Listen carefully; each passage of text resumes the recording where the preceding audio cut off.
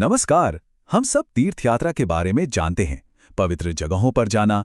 पर क्या कभी सोचा है कि इसका असली मतलब क्या है? आज ना हम एक कहानी सुनेंगे, एक ऐसी कहानी जो बताती है कि सच्ची भक्ति सिर्फ रीति रिवाजों से कहीं ज्यादा गहरी होती है। हर साल हम देखते हैं लाखों करोड़ों लोग कुंभ जैसी जगहों पर जाते हैं। इतनी भीड़, आखिर क्या चीज है जो उन्हें खींच कर ले आती है? क्या ये सिर्फ सच्ची श्रद्धा है या इसके पीछे कुछ और भी है? और यहीं से एक बहुत बड़ा सवाल खड़ा होता है, क्या सिर्फ गंगा में एक टुपकी लगा ली और बस सारा आध्यात्मिक पुण्य मिल गया? क्या ये इतना आसान है? चलिए इस कहानी में ही इसका जवाब खोजते हैं। तो आज हम क्या क्या देखने वाले हैं? पहले तो हम समझेंगे कि कुंभ का असली मतलब क्या है। फिर भगवान शिव की एक बड़ी दिलचस्प परीक्षा की कहानी सुनेंगे। उसके बाद गंगा स्नान का सही तरीका क्या है वो जानेंगे, और आखिर में भक्ति का असली सार क्या होता है उसे समझने की कोशिश करेंगे। तो कहानी शुरू होती है कुछ ऐसे कि भगवान शिव और माता पार्वती ऊपर से देख रहे हैं। नीचे जमीन पर कुंभ मेले की तरफ जाती हुई एक बहुत बड़ी भीड़ है, लाखों लोग। और बस यहीं से एक बहुत गहरी सच्चाई सामने आती है। अब देखिए, पार्वती जी को तो लगा कि भाई ये सब के सब श्रद्धालु हैं, पुण्य कमाने जा रहे हैं, आस्था से भरे हुए। लेकिन भगवान शिव का नजरिया थोड़ा अलग था। उन्होंने कहा, नहीं पार्वती, इनमें से ज्यादातर लोग तो बस देखने और दिखाने जा रहे हैं। मतलब एक तो मेला घूमना है और दूसरा सबको बताना है कि देखो हम भी कुंभ होकर आए हैं, एक तरह का सोशल स्टेटस।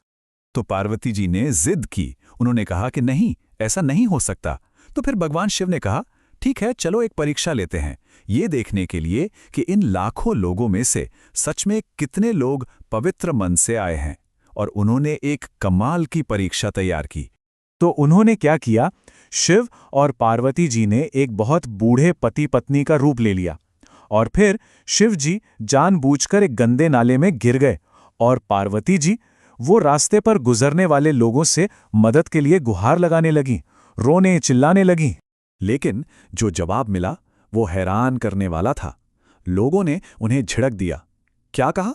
अरे हटो यहां से, हमारे गंगा नहाने का टाइम हो रहा है, ये क्या गंदगी फैला रखी है? सोचिए जरा, एक जरूरतमंद की मदद करने से ज्यादा जरूरी उन्हें अपना स्नान लग रहा था। अच्छा, फिर एक नौजवान आया। वो रुका भी मदद के लिए, लेकिन जैसे ही बूढ़े के रूप में शिव जी ने कहा, बेटा, मुझे बचाने के चक्कर में कहीं तुम खुद ना फंस जाओ, वो लड़का डर गया। उसे लगा कि भाई अपनी जान ज्यादा प्यारी है, और वो भी चला गया। और फिर कहानी में एक असली मोड़ आता है। एक आदमी अपनी पत्नी के साथ वहां से गुजरता है। उसे भी वही बात कही जाती है, तुम भी फंस जाओगे। लेकिन उसका जवाब सुनिए। वो कहता है, महाराज, मैं फंस जाऊं तो कोई बात नहीं, पर आपको कष्ट में नहीं देख सकता।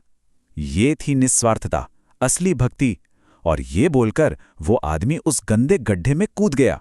तो नतीजा क्या निकला? लाखों लोगों की भीड़ में से सिर्फ एक आदमी उस परीक्षा में पास हुआ।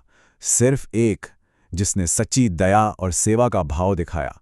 तब भगवान शिव ने पार्वती से कहा, पार्वती देखो, इस पूरे कुंभ में असल में सिर्फ यही एक इंसान स्नान करने आया है। तो इस कहानी से हम क्या सीखते हैं? यही कि सबसे बड़ा तीर्थ क्या है, सबसे पवित्र स्नान क्या है? किसी जरूरतमंद की मदद करना। असली आध्यात्मिकता बाहरी रीति रिवाजों में नहीं है, वो तो दिल की करुणा और सेवा भाव में है। अब इसका ये मतलब बिल्कुल नहीं है कि रीति रिवाज बेकार हैं, नहीं, बस इरादा, नियत सही होनी चाहिए। तो अगर कोई गंगा स्नान करना चाहता है तो उसे पूरे सम्मान और सही तरीके से कैसे करना चाहिए, चलिए ये भी देख लेते हैं।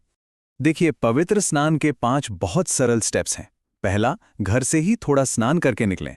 दूसरा, नदी में घुसने से पहले हाथ जोड़कर प्रणाम करें। तीसरा, थोड़ा सा पानी लेकर अपने सिर पे छिड़कें। चौथा, मुंह हमेशा धारा की तरफ रखें, जिधर से पानी आ रहा है। और पांचवा, 5 डुबकियां लगाएं। और ये जो 5 डुबकियां हैं ना, इसका मतलब बहुत सुंदर है। हर डुबकी किसी को समर्पित है।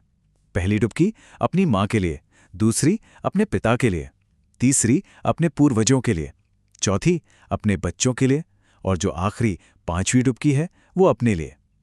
तो ये सिर्फ नहाना नहीं हुआ, ये तो प्यार और आभार जताने का एक तरीका है। तो आखिर में बात घूम फिर कर वहीं आ जाती है, मन की स्थिति पर।